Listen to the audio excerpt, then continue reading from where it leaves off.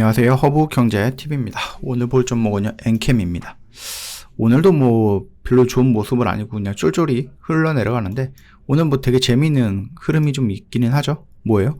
여기 21선은 지지를 받고 있는데 5일선은 저항을 받고 있는, 굉장히 조금 뭐라 그럴까요? 이 좁은 안에서 계속해서 움직여주고 있는 거.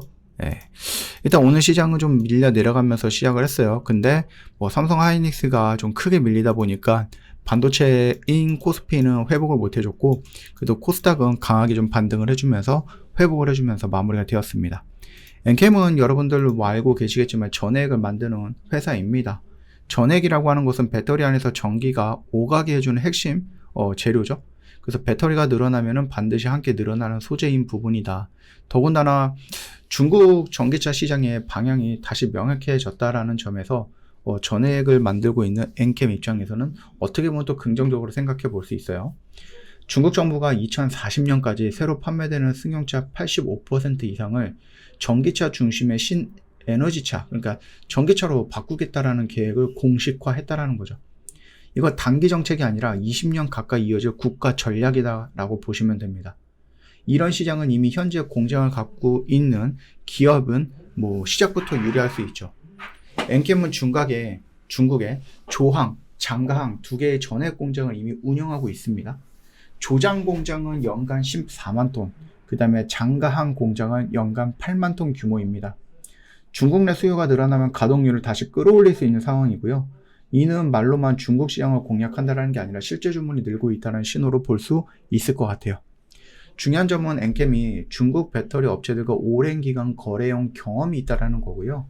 뭐 중국 전액 시장은 이미 80% 이상이 중국 기업이 채워져 있고 매우 치열한 시장인데, 그 안에서도 엔캠은 현지 생산, 빠른 대응, 안정적 품질, 이걸 강점으로 해서 살아남고 있는, 그래서 외국 기업으로서 중국에서 버티고 있는 몇 안 되는 기업이다라고 보시면 될 것 같아요.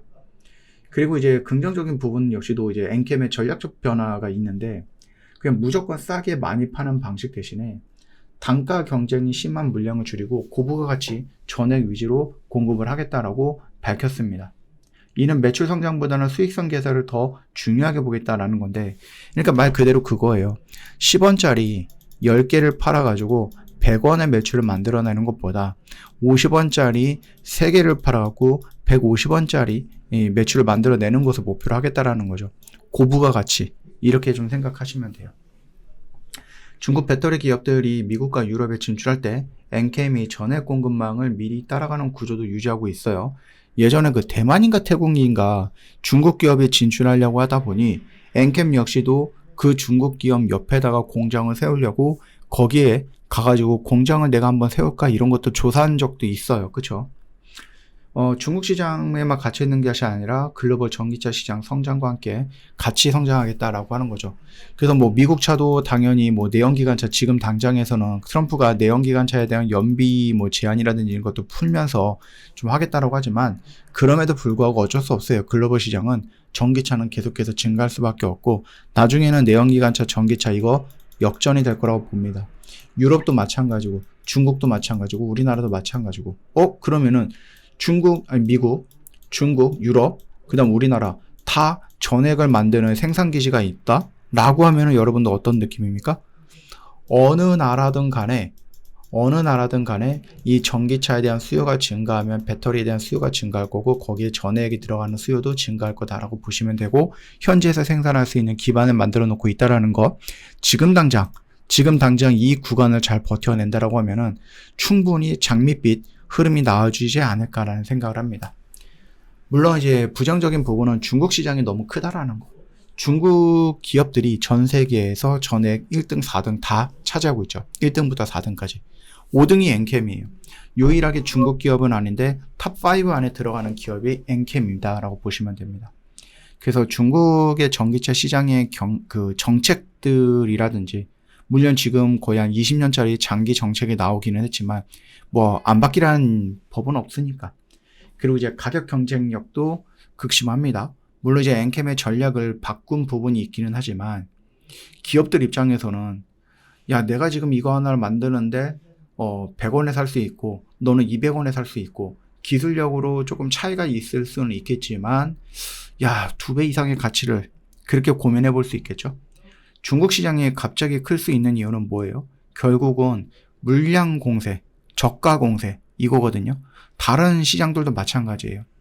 반도체, 2차 전지, 전기차, 아니면 뭐 컴퓨터, 디스플레이, 뭐 아니면 뭐 태양광 이런 것들을 다 성장하는 것들을 놓고 보면은 초반에 물량 공세하고 저가 공세에서 사람들이 이쪽에 눈을 돌리게 하는 거죠.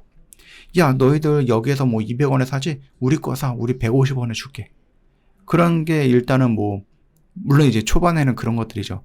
기술적으로 야 이게 좀 고장이 자주 나는데 라고 해서 초반에는 거부를 하지만 이게 1년, 2년, 3년 지나고 나면은 중국도 계속해서 기술력은 높아질 거잖아요. 더 좋은 것들을 만드는데 가격은 여전히 그렇다라고 하면은 사람들이 그쪽으로 이어지겠죠. 똑같다라고 하는 거죠. 물론 이제 중국 시장이 계속해서 이렇게 성장을 하는 거예요. 그래서 물량과 그 다음에 이제 가격 이 싸움을 붙어서 우리나라가 중국을 이길 수는 없는 것 같아요. 어느 나라든 간에.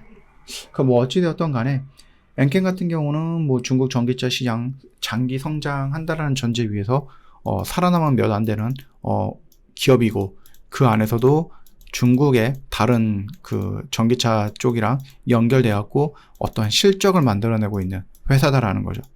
그래서 그런 부분들이 잘 부각이 되고 그리고 이제 지금 뭔가 조금 위태위태로운 이거 긴가민가 하는 뭐 이런 조금 위기 이런 부분들을 잘 벗어난다라고 하면은 충분히 지금 오늘 제가 말씀드렸던 그런 것들에 대한 긍정적인 것들이 좀 반응을 하면서 반영이 되면서 충분히 추가적인 상승이 나올 수 있지 않을까라는 기대를 합니다.